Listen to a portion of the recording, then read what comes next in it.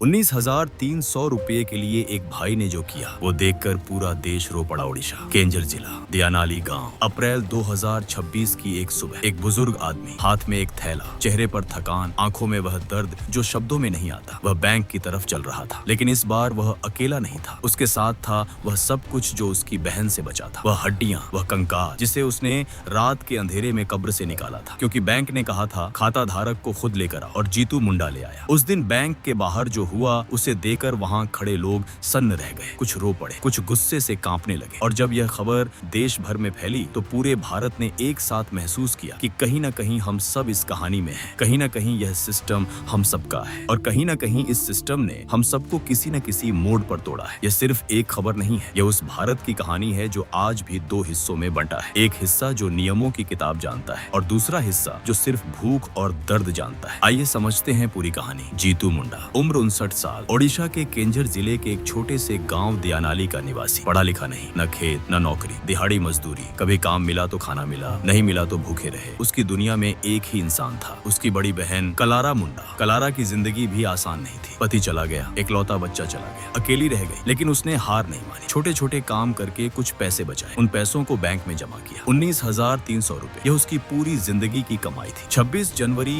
2026 को कलारा मुंडा इस दुनिया से चली गई, 62 साल की उम्र में, अपने भाई जीतू को अकेला छोड़कर। और जाते जाते वह 19,300 रुपए बैंक में छोड़ गई। कलारा के जाने के बाद जीतू के पास कुछ नहीं था, न राशन कार्ड, न आधार, न कोई सरकारी योजना। गांव के लोग कभी कभी खाना दे देते थे, लेकिन वह भी हमेशा नहीं। जीतू को पता था कि उसकी बहन ने बैंक में पैसे जमा किए हैं, वही पैसे उसकी एकमात्र उम्मीद थी। तो वह बैंक गया। बैंक का नाम था ओडिशा ग्रामीण बैंक, पटना ब्लॉक की मल्लीपोसी शाखा। जीतू ने काउंटर पर जाकर कहा कि उसकी बहन का खाता है, बहन मर गई है, वह पैसे निकालना चाहता है। बैंक कर्मचारी ने कहा खाता धारक को खुद आना होगा। जीतू ने कहा बहन तो मर गई। कर्मचारी ने कहा तो मृत्यु प्रमाण पत्र लाओ। जीतू को नहीं पता था कि मृत्यु प्रमाण पत्र क्या होता है, कैसे बनता है, कहां से मिलता है। वह वापस चला गया। अगले कई दिनों तक जीतू बैंक के चक्कर काटता रहा। कभी कोई कागज मांगा जाता, कभी कोई फॉर्म, कभी कहा जाता कि नॉमिनी नहीं है, कभी कहा जाता कि लीगल हेयर का प्रमाण चाहिए। जीतू एक निरक्षर आदिवासी था, उसे इन शब्दों का मतलब नहीं पता था। Legal here, nominee, death certificate, यह सब उसके लिए किसी अजनबी भाषा जैसा था। हर बार वह खाली हाथ लौटता, हर बार उसकी उम्मीद थोड़ी और टूटती, लेकिन पेट की भूख नहीं टूटती।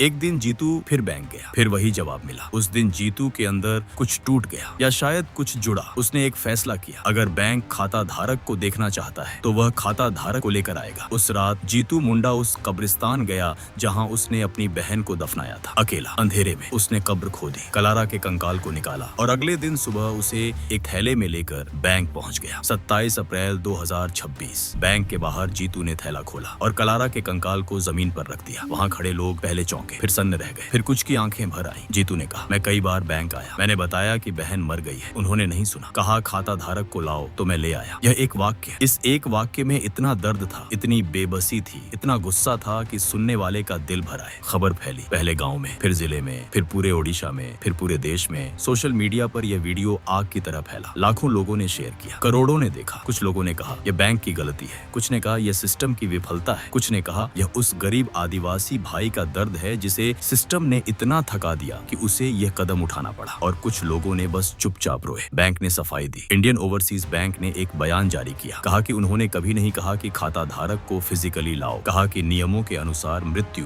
प्रमाण पत्र मांगा गया था। बैंक के अधिकारियों ने यह भी बताया कि सीसीटीवी फुटेज में देखा गया कि जीतू उस दिन 30 मिनट से ज्यादा बैंक में रहा। बैंक मैनेजर से 2 बार मिला, लेकिन बैंक की सफाई से एक बात नहीं बदली। एक 59 साल का बुजुर्ग आदिवासी, जिसे पढ़ना लिखना नहीं आता, जिसे बैंकिंग नहीं पता, जो केवल इतना जानता था कि उसकी बहन के पैसे बैंक में हैं। वह बार बार आया, बार बार लौटाया गया, और आखिरकार उसे यह कदम उठाना पड़ा। यह किसकी जिम्मेदारी है? जांच शुरू हुई। ओडिशा सरकार ने मामले का संज्ञान लिया। आरडीसी यानी रीजनल डेवलपमेंट कमिश्नर संग्राम केशरी महापात्र को जांच सौंपी गई। प्रारंभिक जांच में बैंक अधिकारियों की लापरवाही सामने आई। पूर्व ओडिशा कांग्रेस अध्यक्ष निरंजन पटनायक ने जीतू से मिलकर कहा कि यह घटना टाली जा सकती थी, और अंत में जो होना चाहिए चाहिए था वह हुआ। 19,300 रुपए जीतू मुंडा को मिल गए, लेकिन सवाल ये है कि इसके लिए उसे अपनी बहन की कब्र खोदनी पड़ी। क्या यह सही था? यह घटना अकेली नहीं है। 2016 में ओडिशा के ही कालाहांडी जिले में दाना माझी नाम के एक आदिवासी ने